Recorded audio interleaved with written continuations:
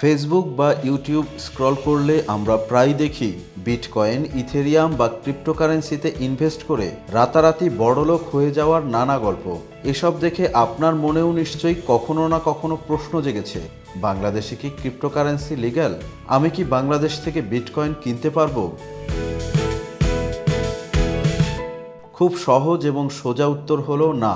বাংলাদেশ আইন অনুযায়ী ক্রিপ্টোকারেন্সি সম্পূর্ণ অবৈধ এবং বেআইনি। কিন্তু কেন? সারা বিশ্বের অনেক দেশে যখন এটিকে মেনে নিচ্ছে, তখন বাংলাদেশ কেন এটিকে নিষিদ্ধ করে রেখেছে? আর ভুল করে কেউ যদি এই লেনদেন করে ফেলে, তবে তার আইনি শাস্তিই বাকি। চলুন আজ এই বিষয়গুলোর একদম গভীরে গিয়ে বিশ্লেষণ করি। শুরুতেই বুঝতে হবে ক্রিপ্টোকারেন্সি আসলে কি। এটি হলো একটি ভার্চুয়াল বা ডিজিটাল মুদ্রা, যা ব্লকচেন নামক প্রযুক্তির মাধ্যমে কাজ করে। এর সবচেয়ে বড় বৈশিষ্ট্য হলো এর কোনো কেন্দ্রীয় নিয়ন্ত্রণ নেই, অর্থাৎ বিশ্বের কোনো সরকার বা কেন্দ্রীয় ব্যাংক এটি নিয়ন্ত্রণ করে না। আর ঠিক এখানেই বাংলাদেশের আইনি কাঠামোর সাথে এর সংঘর্ষ বাধে।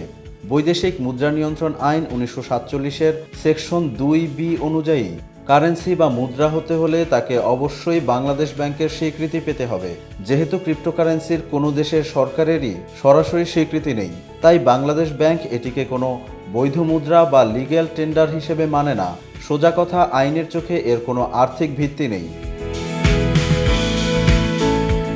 এখন প্রশ্ন হলো, বাংলাদেশ ব্যাংক কেন বারবার সার্কুলার দিয়ে মানুষকে সতর্ক করছে? এর পেছনে মূলত তিনটি বড় কারণ রয়েছে। প্রথমত, মানি লন্ডারিং বা অর্থ পাচার। ক্রিপ্টোকারেন্সিতে লেনদেন করলে প্রেরক ও প্রাপকের আসল পরিচয় সম্পূর্ণ গোপন থাকে। এর ফলে দুর্নীতিবাজরা খুব সহজেই দেশের টাকা ডিজিটাল মাধ্যমে বিদেশে পাচার করে দিতে পারে।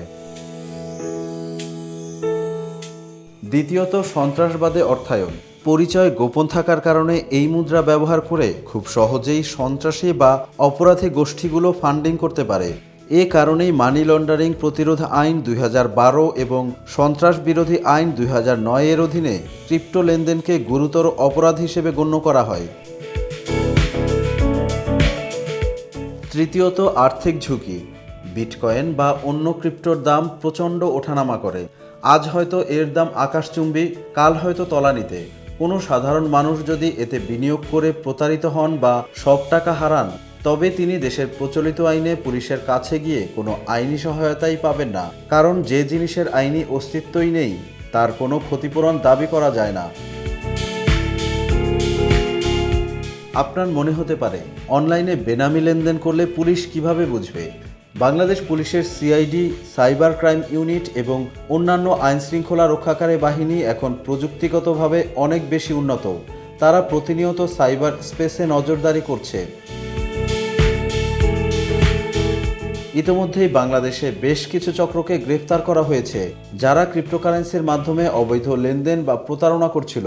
কেউ যদি এই ধরনের লেনদেনে জড়িত থাকে বা কাউকে সহায়তা করে, তবে তার বিরুদ্ধে মানি লন্ডারিং আইন এবং বৈদেশিক মুদ্রা নিয়ন্ত্রণ আইনে মামলা হতে পারে।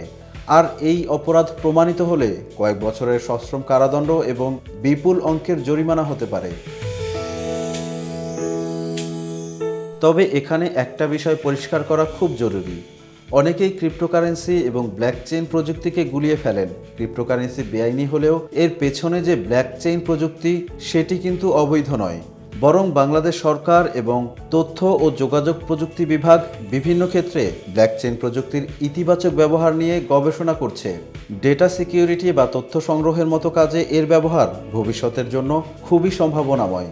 শুধু মুদ্রা হিসেবে এর ব্যবহার বাংলাদেশে নিষিদ্ধ। পরিশেষে বলা যায়, দ্রুত বড়লোক হওয়ার শর্টকাট খুঁজতে গিয়ে এমন কোনো ফাঁদে পা দেবেন না যা আপনাকে আইনি ঝামেলায় ফেলে। বাংলাদেশ ব্যাংক স্পষ্ট জানিয়ে দিয়েছে যে ক্রিপ্টোকারেন্সি সংরক্ষণ, বেচাকেনা বা লেনদেনে সহায়তা করা দণ্ডনীয় অপরাধ। তাই দেশের একজন সচেতন নাগরিক হিসেবে এই ধরনের আইনি কাজ থেকে নিজেকে এবং নিজের কষ্টার্জিত অর্থকে নিরাপদ রাখুন। আজকের আলোচনাটি তথ্যবহুল মনে হলে অন্যদের সাথে শেয়ার করে তাদেরও সতর্ক করুন। আপনার যদি কোনো প্রশ্ন থাকে কমেন্ট বক্সে জানাতে পারেন। দেখা হবে পরের ভিডিওতে। ভালো থাকবেন, সুস্থ থাকবেন।